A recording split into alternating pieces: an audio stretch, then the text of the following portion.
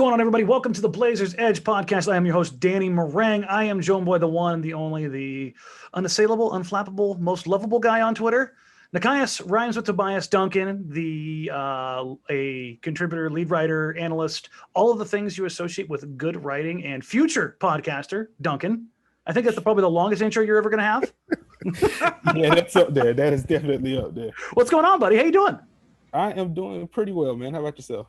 It's another day in paradise. Rip City's pretty jacked right now because they did actual things. They have used their MLE on a guy that we will talk about that you were very familiar with in Derrick Jones Jr. They have made a trade for Robert Covington. They have re-signed Carmelo Anthony on the vet minimum. They have brought Rodney Hood back with his bird rights at a little over $10 million. They have done a lot of things. Oh, and we're recording this Sunday afternoon. They have also signed to a vet minimum contract Harry Giles, a one-time Portland draft pick in 2017. So they have they've added to the front court, to say the least. But let's start with the guy that you're the most familiar with. When you saw Derrick Jones Jr., I saw the tweet. When you saw Derrick Jones Jr. got the full MLE to come to Portland, what was your initial thought?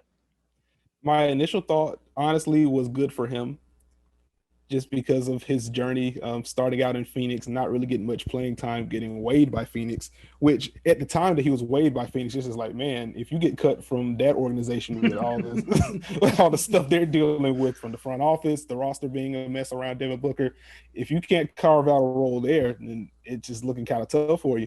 But really battled, really carved out a role for himself in Miami as a versatile defender, as a rim runner, transition threat. And, I had my qualms about his game, but Derrick Jones Jr., the person, he's fantastic, soft-spoken, but just a genuine dude. Very quiet guy, funny guy, but, just happy for him in general for cashing out after a wild journey early in his career. So here on this podcast, we are always fans of team #GetTheBag. So in that regard, we're always happy. The flip side of that is we always want, especially in a small market, we want guys who are going to outperform their value. It's hard to get guys out here to the frontier. And so there's often a premium paid, especially in free agency. Not as much so in trades, but definitely in free agency. So I'm looking at this as an upside deal. Now, for those listening, you guys won't be able to see this. I'll have this linked into the podcast for a visual aid. Now, guys, I sent you a screenshot from StatHead /Basketball Reference of two different players. One of them is Derrick Jones Jr. through his first 3 years in the league. Do you have any clue as to who the other player is? That I do not know. I could pick out Derrick's pretty easily, but I did not know who the other player was. Okay, so now the other guy that's on this list, would you say that they are very similar in their production metrics? They do look pretty close, yeah. Okay, so the other one, and there's a reason why I compared him to this guy, because it's somebody Portland Trailblazers fans should be very familiar with. It's Maurice Harkless. Ooh. And when I look at Derrick Jones Jr., I see a guy who plays like motivated Maurice Harkless. Because the problem with Maurice Harkless was always, it wasn't that he was a bad player. It was, there was times he just didn't care. And when I look at Derrick Jones Jr., I don't see a guy that doesn't care. I see a guy that is thirsty, wants to get after it. And I see him optimizing himself as being motivated Mo Harkless. They're both subpar shooters. We'll talk about Derrick's shooting here in a little bit. But do you think he could be that backside cutter, coming out of the corner, getting transition, getting passing lanes? Can you see him being that kind of a glue guy? Yeah, I can definitely see that. I think a lot of his value is going to be derived on the defensive end. Don't think he is as strong as Mo Harkless was and is. So that's going to limit the kind of guys you can put on him. Like I wouldn't put him on like power wings, but if you need him to kind of slither around screens and stay with guys and try to contest from behind, get some blocks from behind. If you want him, just playing off ball against a weaker guy, just kind of roam the passing lanes. If you want to play zone at all, don't think that's really Terry Stotts' MO, but Eric Spoelstra throws out the zone basically every other possession. It felt like at times last year. But if you want a guy at the top of your zone, Derrick Jones Jr. is a guy. So I think if you need a guy just to fill the gaps defensively, he can definitely do that for you. Okay, you kind of alluded to it there with who he can cover. Now, if you look at the Miami Heat, they're a little bit strange in the same way that Houston is. Not that they're 3 and layup exclusive, but how they cover, the coverages that they go into, I'd put them in this. There's three teams that I kind of call this ubiquitous coverages that they'll go into: Houston, Miami, and Toronto. Now they all go about it in very different ways, but how they utilize personnel, I think, are similar in that they try to put individual defenders in their best position to succeed, as opposed to a general team scheme. When you look at Derrick, what do you see him being his primary role in Portland? Do you see him being a big two, a normal three, sliding up to the four every now and then? Considering all the moves that Portland's made, where do you think he finds his niche positionally, so much so in this positionless NBA now? Positionally, I think he's going to be a 3 for you. He could definitely defend some twos just because of the length that he has. And generally, you're going to have weaker players at the 2 than you would at the 3 or the 4. So I think you're going to be looking at him defending more 3s and 2s in Portland. So Portland has added quite a bit of size this offseason with Covington, with bringing back Carmelo. And I forgot earlier to mention Enes Kanter, Giles. I mean, they're getting bigger. I have often called this Portland team over the last couple of years the least athletic team in the NBA. And I don't think that's any stretch of the imagination. They were abysmal in transition. They weren't very good at being able to be switchable up and down the lineup. Do you think Derrick in particular gives them the chance, obviously, to be more athletic, but to be more switchable, to be more flexible with their lineups, to be able to be more aggressive in passing lanes, to do things basically that they have not been able to do essentially for the last 5 years? Yeah, I think there's definitely room for you to be a little bit more aggressive defensively. Even if Portland wants to stick with their drop scheme, if you have him defending a weaker perimeter player, or if you're going against a team that profiles smaller, they're not a post threat, you can play Derrick at the 4. If you want to play your bigs up and pick and roll, you can, because Derrick he's all arms and legs, and he can block some shots as a weak side protector there. And again, if you can turn teams over with him playing the passing lanes or him rotating over blocking shots. If you get out a run, if you throw the ball anywhere within the first 6 or 7 rows of the arena, he can get up there and get it. And we saw that against Toronto. It's a little reminiscent of the Blake Griffin, air quotes, dunk, but where he caught that lob from Bam. And I'll probably link this video in the post just so everybody can see this. It's one of the most obscene catches and finishes I've ever seen. He catches it basically a step into the paint midair and still somehow manages to throw it down. And that's the kind of athleticism. Portland has not had an athlete like this in 20 years, legitimately.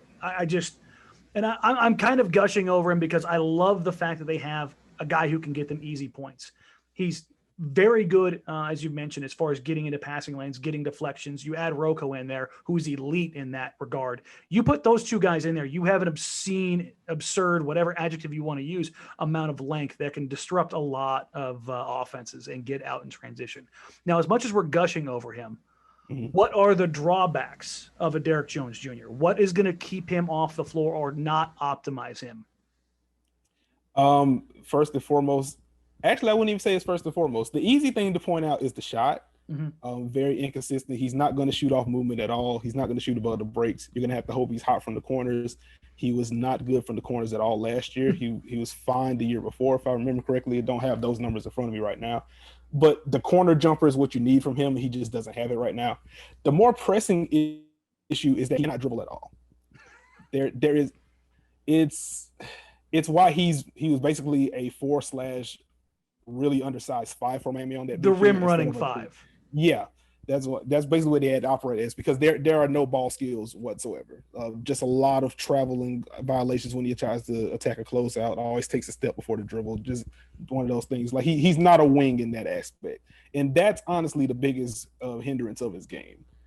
If he was a guy that could take a dribble or two off of a closeout and then he could just dunk over people, he would be okay. If he could do that or have the corner jumper in his bag, then he would be a playoff rotation forward. But the fact that he doesn't have either of those things right now severely caps his ceiling offensively.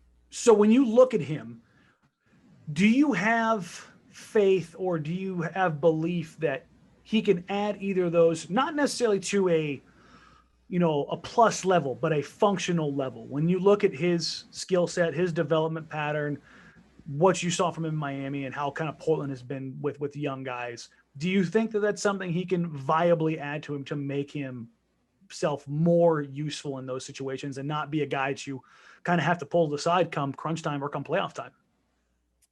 I want to be careful not to be overly negative because he is still ridiculous. He's still very, very, very young, and he's grown leaps and bounds since he's entered the league. So you don't want to put that cap on him. But like, I don't see the ball handling getting much better at all. Like, it's just as much as it is as a positive for him to have the arms that he does, and he can just kind of flip them wherever and get deflections and blocks and catch lobs. It really hinders his handle. It just doesn't seem like his arms do what his brain tell him to do. Got too much nerves between his fingertips and his brain. Yeah, it's just a lot going on there. That the footwork is just bad. So I don't think the dribbling comes there. If you're going to make a bet, it's that he becomes like a 35-ish% shooter from the corners. That's more in line with what I was thinking. Yeah, like, and that still isn't a good mark for the corners particularly, but you have to have, that has to be the baseline there. If he gets to 35%, you can at least make the argument that he's playable, because if you're closing games with him because of his defense, that means Dame's on the floor. That means CJ's on the floor, which means you have shooting and ball and creation there. So you don't have to worry about him having to do that. You're probably going to have a guy like Nurk on the floor. So you have a rebound, you have a primary rim protector. So he can just kind of wreak havoc defensively, and you hope he spots up and knocks down a three if it comes down to it. But and that's kind of what I was thinking, in that he could fill the role similar to Harkless. And yes, you could cheat off of him in the corner. If Nurkic's three-point shot is for real, or if Nurkic's mid-range shot is consistent, you could see, for me at least, I could very easily see a Dame CJ lineup or a Dame Trent Jr. or a CJ Trent Jr. lineup where you've got plus shooters on the floor that you have to worry about, that their gravity is so real that you have to be concerned with them at all times. You put Nurk in the middle of the floor, or you've got a guy like Covington and Hood out there. So you've got 3.5 plus shooters, a real rim runner, a secondary creator in Nurkic, where if you keep all those guys essentially above the free throw line, you could put Derrick in the dunker spot. Right. Where you could cheat a little bit if you don't trust that three, or you can park him in that three and you overload a side and put him on the weak side and allow him to be that backdoor cutter. That, I mean, Nurk is it's easy to say a plus passer, especially from a stationary position. He's still not perfect as a short roll guy, but as a stationary position, horn, stuff like that, at the free throw line, he's elite. And I could very easily just see him putting that ball anywhere near 6 feet of the rim and saying, go get it. Right. And that unlocks something Portland really hasn't had. Harkless did it every now and then. Aminu did it every now and then, but they weren't guys who willingly did that. Do you think Derrick is a guy that, even if he's not getting the touches, is he still going to make that cut? Is he still going to make that run through? Oh, absolutely. Yeah, activity is not going to be an issue for him at all. Like he's going to, if you want him to spot up, he'll do that. But I mean, he also has plenty of experience operating as kind of that backdoor cutter, or just a cutter in general when Miami goes to like their post split stuff. He obviously had those cutting instincts when they used him as the roll man. So I don't think that's going to be an issue for him at all if that's the role they put him in. Do you think that they're coming to Portland opens up anything new in his bag, or puts him in a position to succeed in areas that maybe he wouldn't have in Miami? I don't think it will be a new role in particular. I do think if he does find himself in some lineups with Dame and or CJ, but particularly Dame, he's never played with a pull-up threat like that. So I think if you extend those pick and rolls the way Portland does, with Dame just kind of pulling from 30, 35 feet now, Derrick isn't a great screen setter, but he slips very quickly, and he's a quick jumper as well. So maybe you see some short roll opportunities for him. I'm a little fuzzy on it just because of the ball handling, but just because of his leaping ability, if he short rolls, he catches it. If one dribble gets him to the dotted line, he can dunk from there. There's actually a clip that I was gonna bring up, but I'll probably end up again putting this one in the link or in post production. You know what? In fact, I'm going to ask you about this one right now because you brought this up. This is perfect. In the matchup January 5th, Melo and Derrick Jones Jr. kind of went at it on back-to-back possessions. Melo bullied Derrick on the block, got him a little up and under. But as you said, I want to say it was none that threw the pass. He was at about 27, 28. Portland brought a little bit of a trap, but Melo got caught in between, closing out to the corner and pointing to the guy on the roll, who was Derrick Jones Jr., who caught it at the free throw line and baptized Melo to another dimension. So I think that it highlights exactly what you're talking about. Maybe he gives up a little bit on the big body side, but he can get it back if he catches in space, basically within 12 feet. Yeah. Because he's a 99.99 percentile athlete. Yes. It's absurd things that he can do in space. Like I said, I still worry about maybe the ball handling or the passing, but if you get him a clean catch in space, he can load up quickly, he can load up high. So here's the thing, the last thing I'll ask about Derrick specifically. Because he's such an elite athlete and because his catch radius is so insane. I mean, he's Calvin Johnson of the NBA. You put it anywhere near, he's going to just grab it.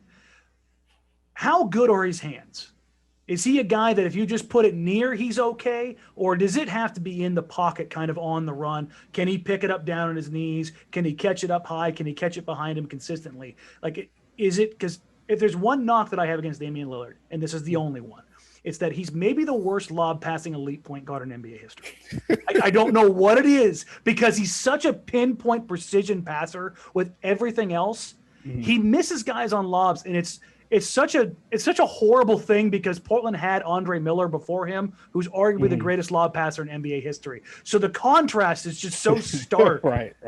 So I worry that Portland might not optimize Derrick solely because they haven't had a consistent lob passer. Nurkic is legitimately their best lob passer right now. So I can see him operating in that area, which kind of takes away from Derrick's ability to catch in the paint, so to speak, and take that one step and dunk on anybody. So are Derrick's hands good enough to just kind of catch it anywhere and finish? Yeah, he has good hands. I don't think that's going to be much of an issue. That's a blessing. Yeah, like if that's your issue with Dame, like Derrick Jones Jr. is the one guy that you want to pair with him, because it just doesn't matter. Just put it in his radius. Because, I mean, obviously Hassan Whiteside was in Portland last year, and Whiteside's a lob threat too. But there wasn't a whole ton of lobs thrown Whiteside's way. It's just, it's not something that Portland generally does. Now, Nurk's flashy. Nurk likes to find that pocket bounce pass. He likes to find that backdoor lob. He likes to find pretty much anywhere to put that ball.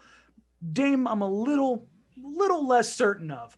But we'll kind of wrap up on Derrick here. I want to get your thoughts on the Blazers offseason so far as a whole. We've talked about Derrick Jones Jr., so let's move to the biggest addition, the surprising addition. Shout out James Harden for setting Houston on fire and making Robert Covington available. Because without James really signaling some weird stuff, Covington's not available, right? Right. So Portland swoops in. They're moving for Aaron Gordon. The Magic want too much. Portland backs out and says, okay, Covington's available. Ariza, this year's first and next year's first. Lottery protected next year, by the way, which, well done. Yeah. How do you like the addition of Robert Covington to this team? And would you see him more as a 3 or more as a 4 in Portland? Well, first, I think it's a fantastic addition, especially with the picks that they gave up. Like, what was it, 16 this year? 16 this year and lottery protected next year, so 15 or worse.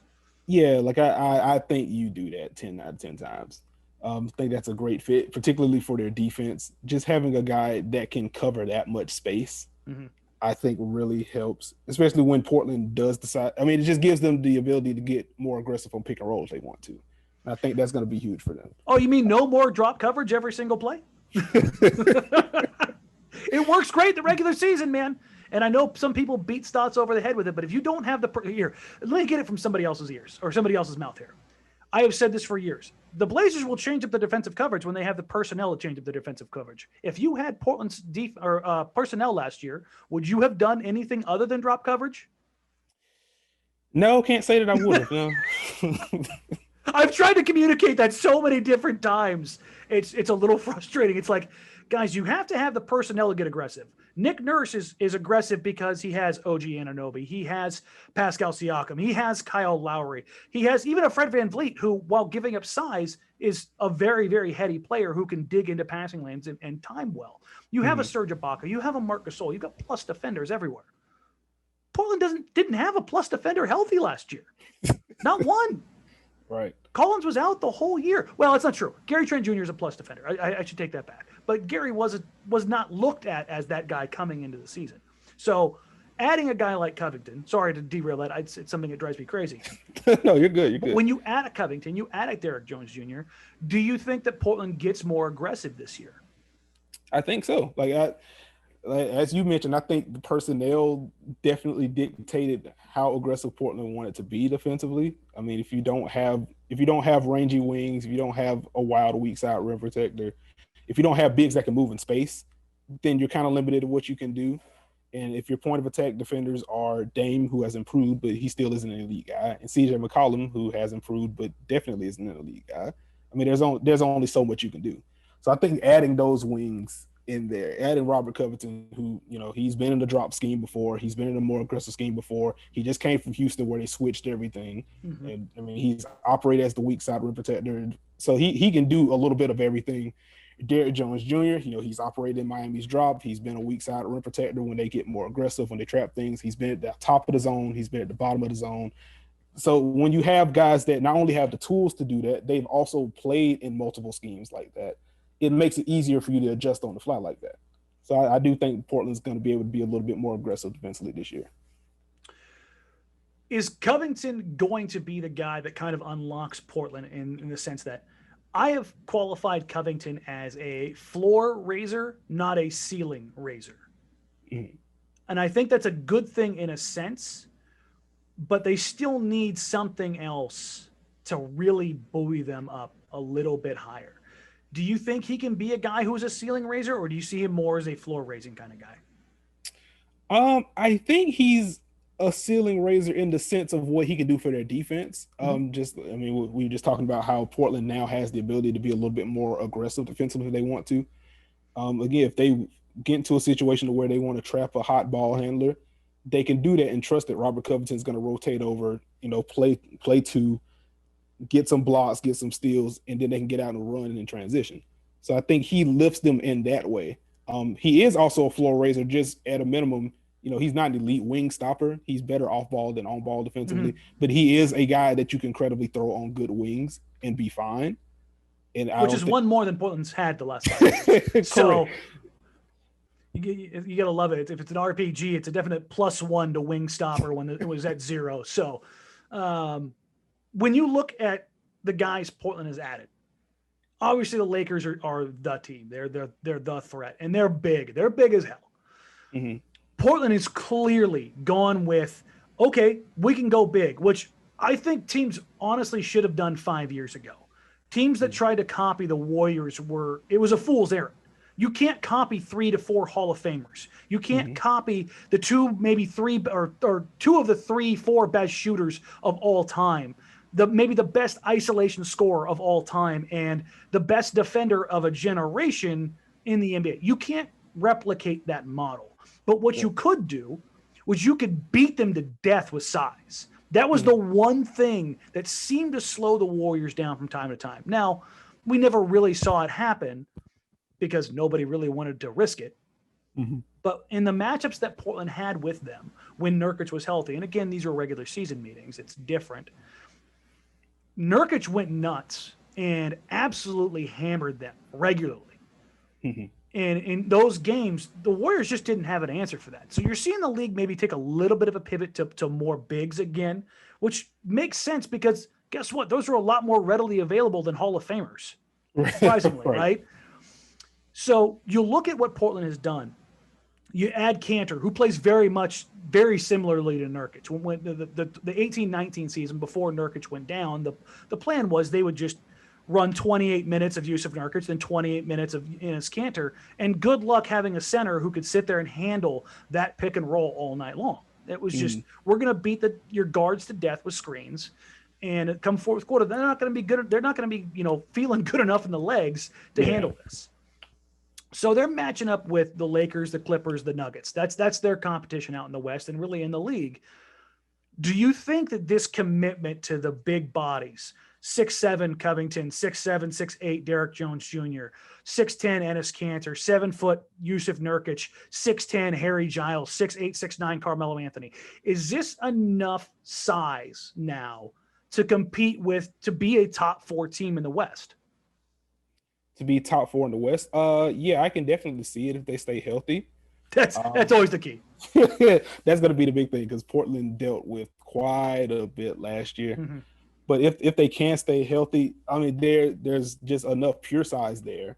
And then there's a diversity of skill set there. You know, Derrick Jones Jr., more transition guy, more defense guy. Melo, I'm sure we're going to talk about him a little deeper coming up. But, you know, is a guy that can shoot and can get you a bucket. You know, Enes Kanter, post threat. You know, just a lot of different guys that can do a lot of different things. And once you get into a playoff setting, that's when it becomes important to be able to mix and match. Like, okay, in this matchup, this is where they have a weakness. We can plug this guy in for 8, 12, 14 minutes, and this is where his value lies. And maybe we bench this guy and we save him for the next round if we get there. So I think Portland has done a great job of shoring up their wings, you know, getting more defense in there, which is what they needed, but also bringing not only adding size, but adding size with different skill sets, so they can mix and match in playoff matchups. It kind of rolls me back. I asked this question, but I buried it in a stupidly long lead up.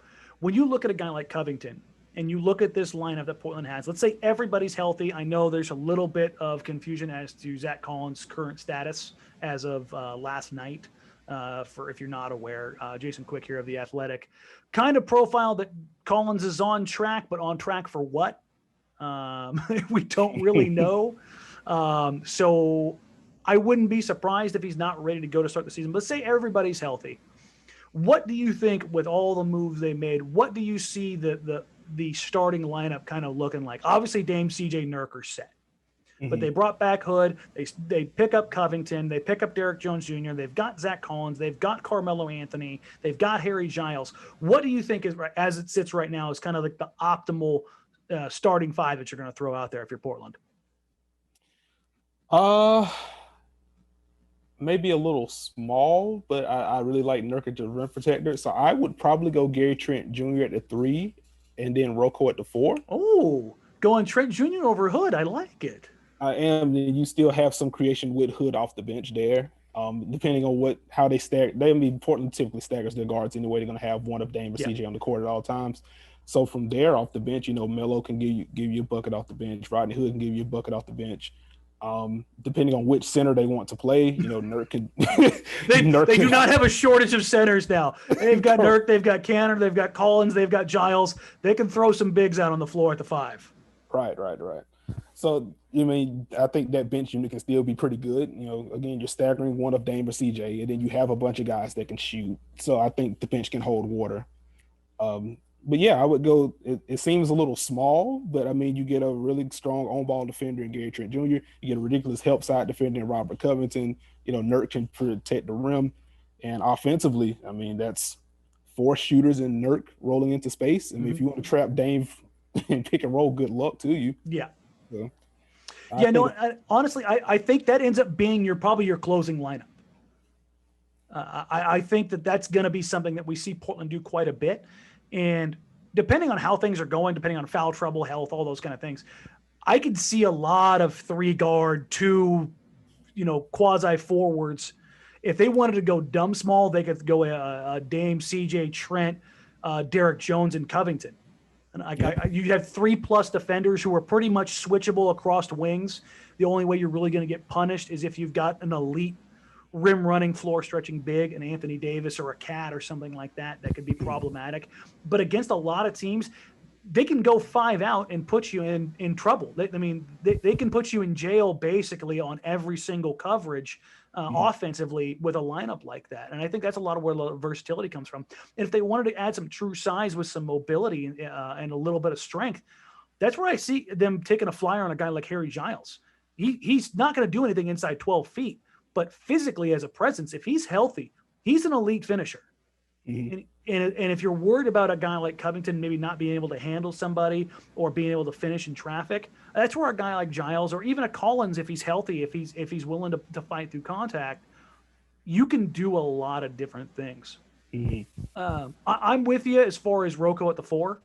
I think that's where you optimize him. You put it perfectly in the sense of he's not a stopper. Now, he's not a negative defender in that sense. Like if he gets put on LeBron, he's probably their best option, to be honest. He's the only one with the size and length to really deal with a guy like that. But I mean, how many guys in the league are capable of that? You're just trying to make him work harder. That's really all you're trying to do in that sense. But I like him in that position because of what opposing teams will have to do to match that. What the Blazers have done in the past, and a lot of times they've tried to match their opposition, and I think for the first time, they can dictate how opponents have to play them because they've got so many different lineups they can go with. So when I look at all this, I sit here and go, okay, let's see what they do. And I wonder, do you think, because Portland, obviously, they're at 14 guys now, and they have not signed another ball handler. That, to me, and just talking around, a lot of people are of the mind that they're going to go with Anthony Simons as their third ball handler. That's going to be who they're going with. And I've talked to Ant this summer. I know he's been working with Darren Collison in the offseason with his primary goal basically being, I'm going to work as a playmaker. I know I can get to my spots and take a shot. When you look at this team, are you comfortable with Simons being that third guy if they believe in him enough? I'm fine with it. I think they can afford to take the flyer just because the two guards ahead of him are Damian Lillard and CJ McCollum. So if he doesn't have it, like you still can split the ball handling duties between those two regardless. And again, you have a guy like Rodney Hood, obviously isn't like a true point guard or anything, but he can run a pick and roll for you if you need him to. So I think they have enough. In addition to that, you can run the offense through Nurk in the high post. Harry Giles, depending on how much he plays, he's a guy you can dump to in the high post, run some split action or whatever you can find you that way. So you don't really need a traditional backup point guard in that regard because Portland has a lot of ways to get guys easier shots. If it's Dame running high pick and roll, if it's CJ running high pick and roll, if you're dumping it to two bigs that can really pass the ball, if you run some kind of action, you have Rodney Hood operating as your secondary guy. He can beat a bent defense and make basic passing reads that way. Mm-hmm. So I don't think there's much risk in seeing what you have in Simons. And if he pops, then you just have a whole nother dynamic. Yeah. Yeah. Then that's kind of how I've looked at it now too. It's anybody listening who's listened before, obviously everybody knows I'm the leader of the Ant colony. I definitely am seriously high on the kid. I think he's got elite shot creation tools. If he does hit, it's a massive boon for Portland. If you look at who they've now got as that second tier, that second generation of players, they've got their in-prime players. They've got their Dame, their CJ, their Nurkic, their Robert Covington, their Rodney Hood. Now you've got 21-year-old Anthony Simons, 21-year-old Gary Trent Jr., 23-year-old Zach Collins, 23-year-old Derrick Jones Jr. There is a 22-year-old Harry Giles. There is a entire lineup behind these guys of 21 to 23-year-olds. That not only bodes well for your franchise going forward, if we've already seen Gary Trent Jr. pop. I mean, he's a starting caliber too already. Mm-hmm. He's just got CJ McCollum in front of him. I think that's kind of where we're sitting in that regard. If anybody else hits, you've got guys that can contribute, obviously on rookie scale deals or on lower tier deals. Beyond that, those become viable trade chips if you're looking at it from that. So it's that whole found money perspective. So it kind of, you started to talk about Harry Giles a little bit, and he's the most recent addition, and we'll get to Cantor and Melo. We've already kind of seen, well, not kind of, we've seen what they can do in Portland, so we know who they are. Cantor coming back, and obviously Melo coming back. When you look at a Harry Giles, outside of his injuries, which, I mean, that's not a small thing, what do you like about him and his fit in Portland? The big thing for Giles for me is his passing ability. He's already one of the best passing bigs in the league. And that's just something you'd have to see if you're just bored on league pass, or if you're a Kings fan, the kind of passes he can make. Short roll stuff, dump to him in the high post, ridiculous pocket passer, great at finding cutters. So I think if you get him into all that space that Portland provides with their ball handlers, he's gonna find guys, and I think that's gonna be ready-made offense right there. Love that. The injuries have hindered his athleticism a bit. He was a freaking terror back in high school, which, I mean, that sounds funny now, but I mean, he was a legit athletic freak, and those knee injuries have sapped some of that, but he's still a plus athlete. So he's a guy that can run the floor after misses, has the ball skills to grab a defensive rebound and push it if he has to. So I think he's going to juice up that attack a little bit. You hit it on something there that I was hoping you would, and that's the whole idea of his ability to grab and go. Portland hasn't had a guy like that. I'm trying to think, ever. It's one of those things where they have not had a guy who's been a plus rebounder who can just grab it and go and be that guy in the open floor to either lead the initial break and get out and get the early transition opportunities, or to get them into, you know, those second tier breaks, those extra opportunities in the secondary transition where a bent defense, because of switches, because a 6'10" guy is now grab and gone down the floor, a defense is put in rotation like you wouldn't believe. You've got your one or your two typically back early now on a 6'10" guy, and you're in mismatch opportunities. And you've got Damian Lillard, CJ McCollum, Gary Trent Jr. coming and trailing in transition. Good luck trying to figure that out. Do you look at him as a guy that should probably get a steady dose of minutes to see what he's got in him, or do you see him more as a break glass in case of emergency big? Okay. So before I answer, is this what I think is going to happen or what I think should happen? Let's do both. Okay. What I think is going to happen is that he's going to be the break glass in case of emergency guy, or just the, hey, this is a shortened season with a little bit of a shortened break, and we want to give a guy a night off for a limited minute, so we're going to let Harry Giles run free against the Cleveland Cavaliers or whatever. I think that's going to be his realistic role. If it were up to me, I probably wouldn't have acquired Enes Kanter. I would just give Harry Giles those minutes, those whatever, 14, 16 minutes, see what you have in him. I don't think if the defense is probably a little bit better than Kanter's, which isn't saying much. But there's again, levels. Yeah, they're like he is a bad defender. So I mean that has to be noted. But again, he just has a level of skill offensively that I think is worth exploring, especially since now he's going to be in a super spread floor that he just didn't have in Sacramento. And I would just want to see what he could do playing with Dame, playing with CJ in those lineups, just letting him feast in short roll opportunities or letting him pick out cutters. Like, I think seeing what he could do if he stays healthy, I think that would have been a high priority for me. When I look at Giles, I think you're right in the sense that I think he's not going to be quite the human victory cigar, but I think he's going to be a guy who, in certain opportunities, especially if Collins is out to start the season, if he shows early on that he's a viable option, Portland could easily turn the minutes that maybe Kanter was expected to get into minutes that Harry Giles gets. And the only reason I say that is because when they initially acquired Kanter a year and a half ago, whatever it turned out to be, when they got him in the buyout market, they got him to switch to Portland. I know he was going somewhere else, basically by saying, you get 20 minutes a night. Hands down, this is happening. This is how you, if you come here, we will guarantee you playing time. That's not the case this time. Kanter was put in a deal to clear space so Boston could do a few things, and Kanter was given two options. You can go to Portland or you can go to Memphis. So he goes to a place he's familiar with.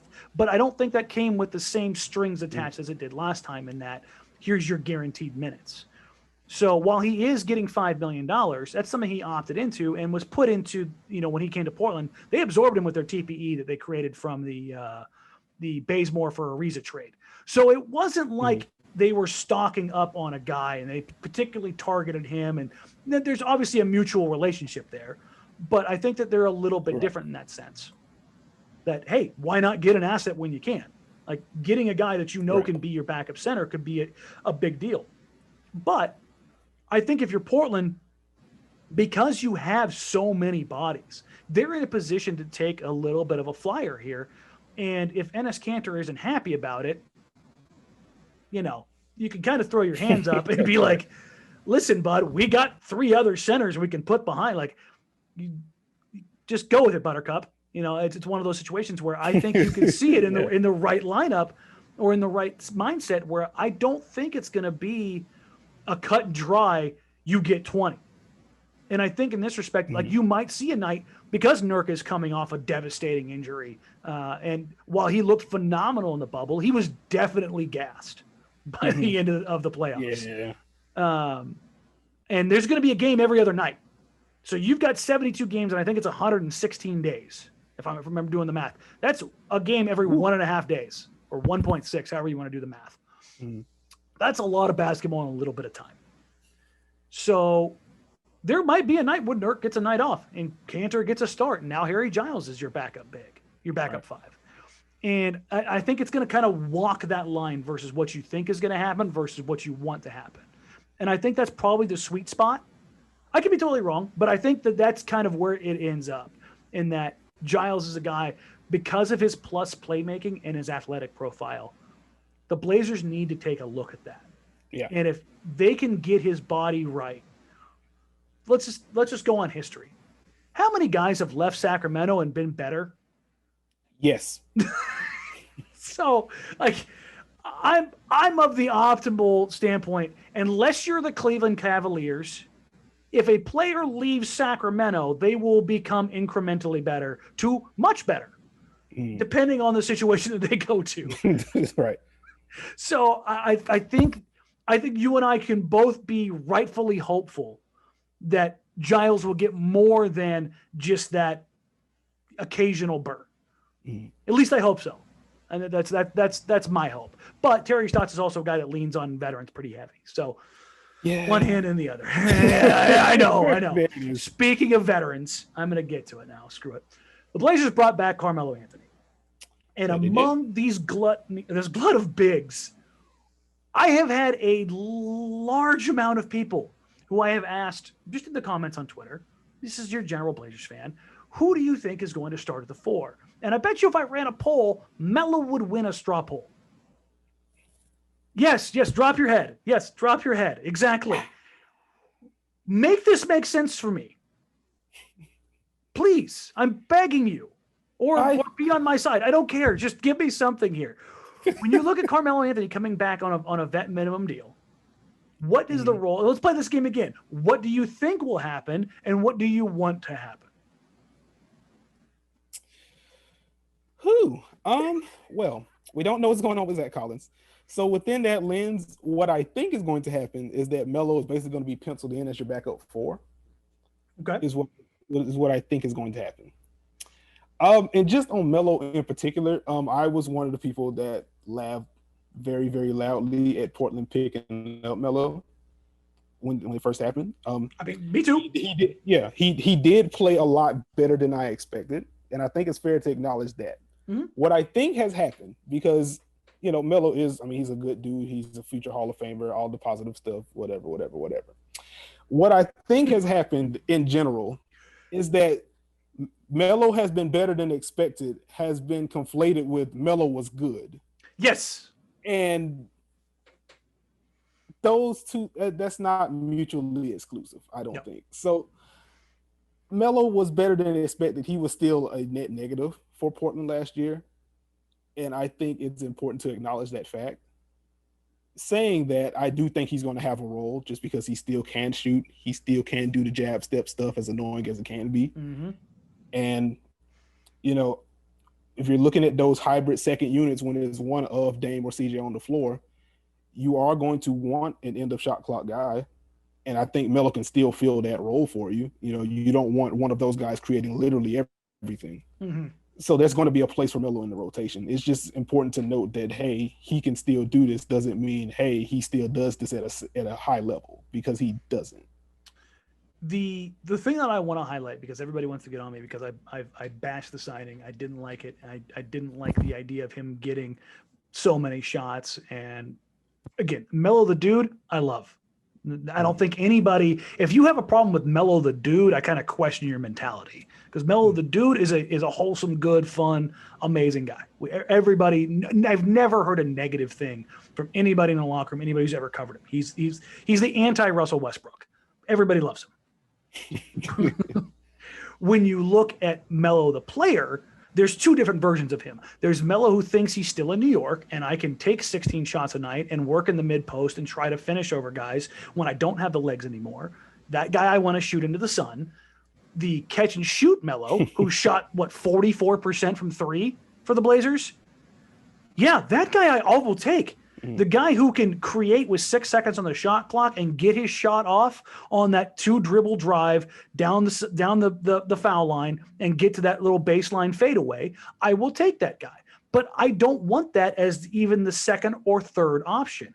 When I look at the box score at the end of the season, I don't want to see him in the top 5 in field goal attempts.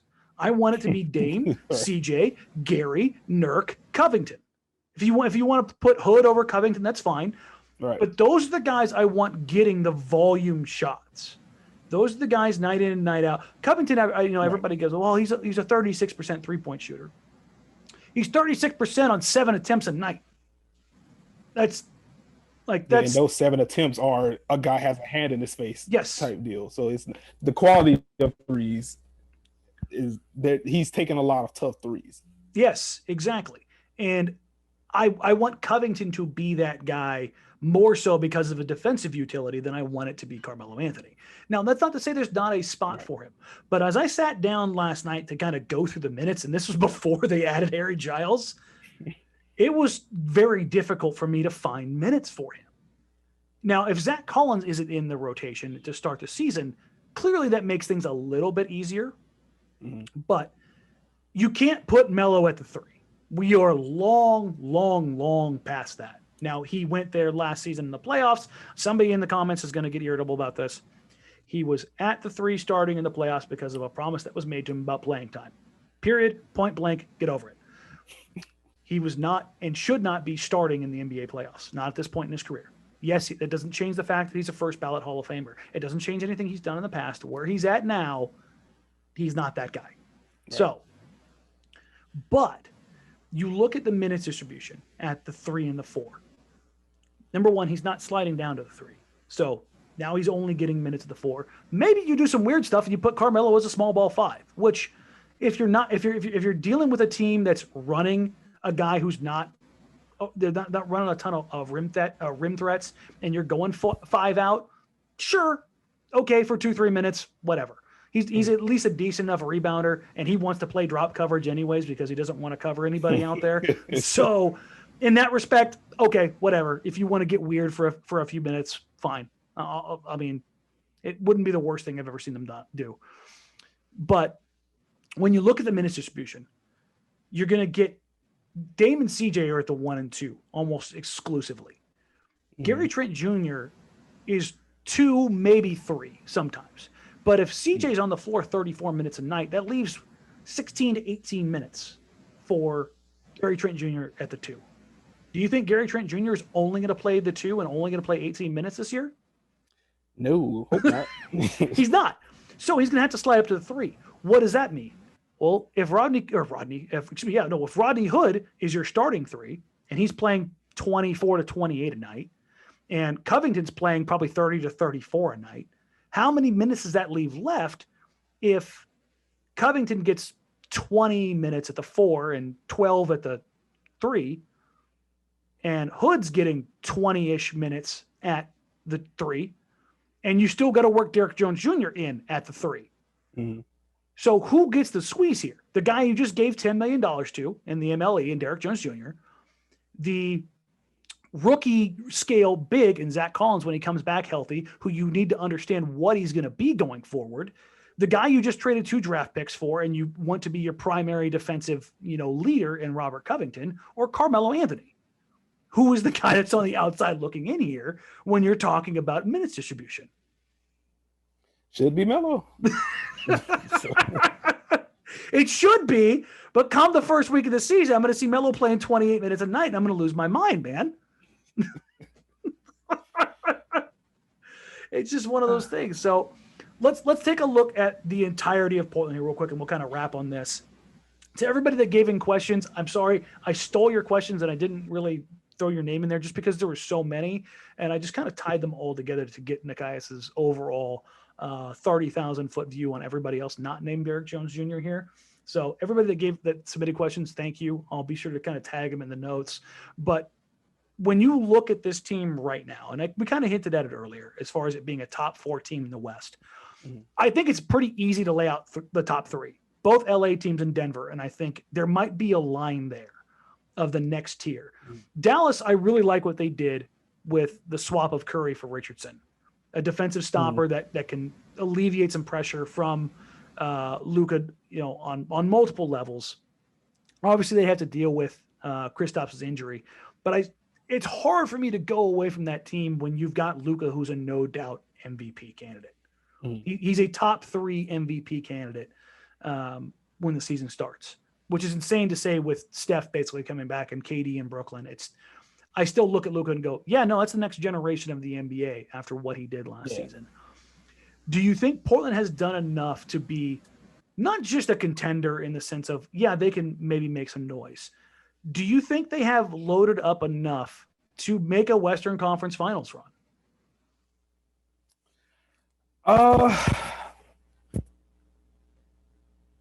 There's no right answer here. Yeah, I got you. I am going to lean no right now, and it's less about Portland because they have had a good offseason. They obviously have a super duper star in Damian Lillard who will always give you a chance just because of the things he can do with the ball. But it's more about the rest of the West. The Lakers have improved. The Clippers are on the cusp of improving.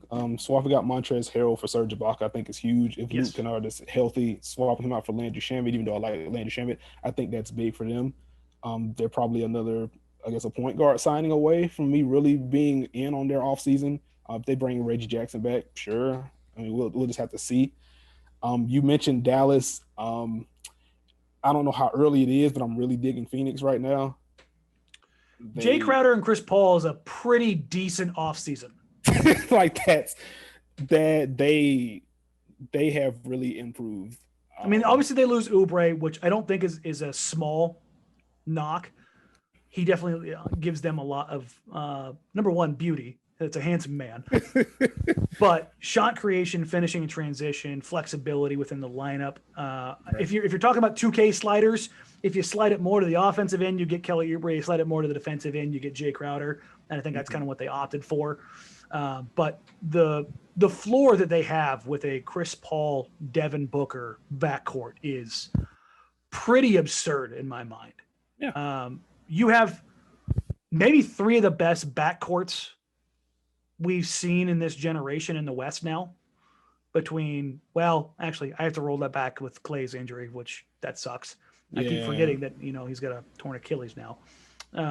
But I mean, Chris Paul, Devin Booker is a backcourt, at least on paper, and at least in my mind, that is very much on par with Dame and CJ.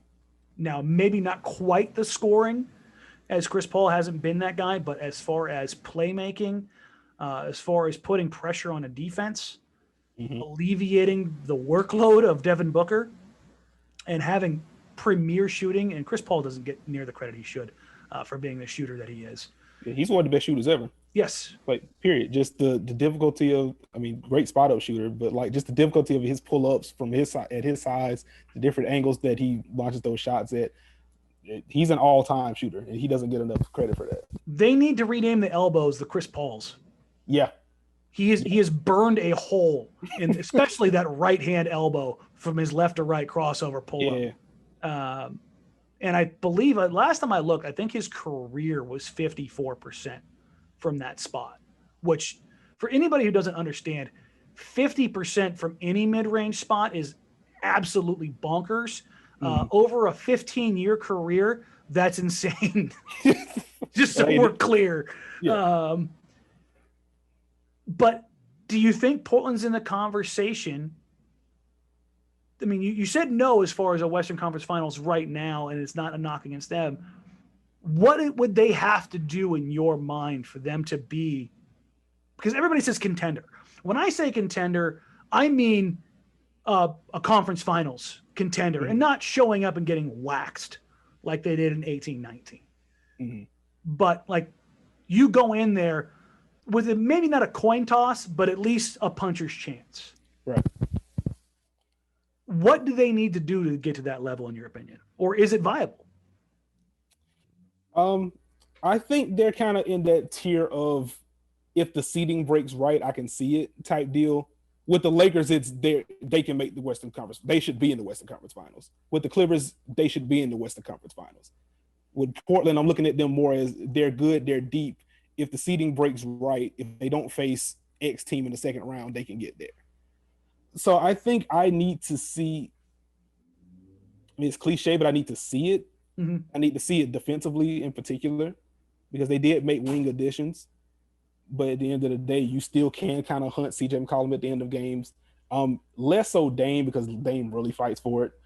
But I mean, just from a size perspective, he is a guy that you can just put in a bunch of screen actions and kind of tire him out and trap him on the other end and make other guys beat you.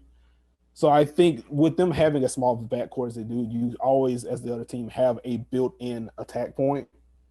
So it's just going to be up to seeing, is the Gary Trent thing real? I think it is. But just in general, is that real? How much of an impact is Robert Covington going to have? You know, he's been one of the best help defenders in the NBA for a long time. There's a reason he got an All-NBA tag. Right. So just seeing how that comes together defensively, again, they can go more aggressive on the defensive end, but if they do so, this is going to be the first year that they've tried to do that. So there's going to be some trial and error there as well. Which we're in support of here. We want things to get a little bit weird. I've been watching the same thing ever since LaMarcus left. I'm basically watching the same iteration of this team. So for them to add some athleticism, to add some new dynamics, I am 100% here for something new and different. All right. So that's basically where I'm at with Portland right now. I think offensively, I mean, there isn't much to say. Damian Lillard guarantees you a top 10 offense. Damian Lillard plus CJ McCollum basically guarantees you a top 6 offense. You know the system that Terry Stotts run with all the action and all the movement that they have in their offense. Nurk's short roll guy, post threat, can just maul dudes if you want him to. Like, the offense is set, just need to see it defensively. If that does come together, then Portland can be dangerous because, again, with their offseason additions, with the young guys that they have in the bullpen, basically seeing what kind of internal growth they have a lot of flexibility to do a lot of different things this year, and that's something we haven't been able to see from Portland in a very long time. So if the defense in particular comes together, then I think they can be a scary team. I've seen some people, and I'll get you out of here on this. I've seen some people kind of compare this team to the 2015-16 Trailblazers that had Wes Matthews, Nick Batum, LaMarcus Aldridge, Robin Lopez, and a young Damian Lillard. Obviously, offensively, they're vastly different from that team. But as far as the flexibility, the utility, the ability to do different things, in that era, I don't think LaMarcus Aldridge got nearly the respect that he should have defensively. He was an early era big who was switching onto wings regularly and was a plus defender in that regard. They can do that now, I think, with a Covington, with a Derrick Jones Jr., with a Harry Giles, even though he's, again, like you said, he's lost some of that athleticism. Those guys don't scare me in a switch if I'm Portland anymore. Mm-hmm. And I think that team, before obviously West ruptured his Achilles, was a no doubt Western Conference Finals team.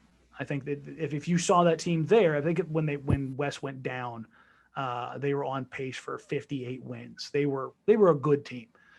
It wouldn't surprise me. But I'd say that this team is still, because they haven't shown it, like you said, they aren't quite there yet. So I think I'm going to kind of in that same boat of show me what you got to kind of, put it all together. Thank you for coming on. I do appreciate when we get you out of here. We've already had you on here for about an hour. So plug away, man. Anything you've got coming up, anything you're working on, where can they find you? Follow you on Twitter, everything. We are a plus promotion crowd here. Got you. Well, first you can follow me on Twitter at Nekias NBA, Nekias, basketball takes, puns, losing my mind over whatever the heck the Philadelphia Eagles are doing. They hate me for whatever reason. I will always have 2017 because 2020 just isn't it. You can find my written work at basketballnews.com. A lot of great stuff going on over there. For me in particular, I'm going to have a winners and losers of the first weekend of free agency piece dropping. We're recording on Sunday. That'll be up on Monday. So be checking my timeline, check the site for that. But in general, just follow me on Twitter. Like, I'm going to be riffing away on the free agency signs and things like that. So Awesome. Well, thank you, man. And for everybody else who's questioning whether or not to, go follow Nekias. He's going to have some insight. He's going to have some playbook breakdowns. He's going to have some stuff that's going to make you a more knowledgeable basketball fan. And thank you very much for joining us, man. We do appreciate it.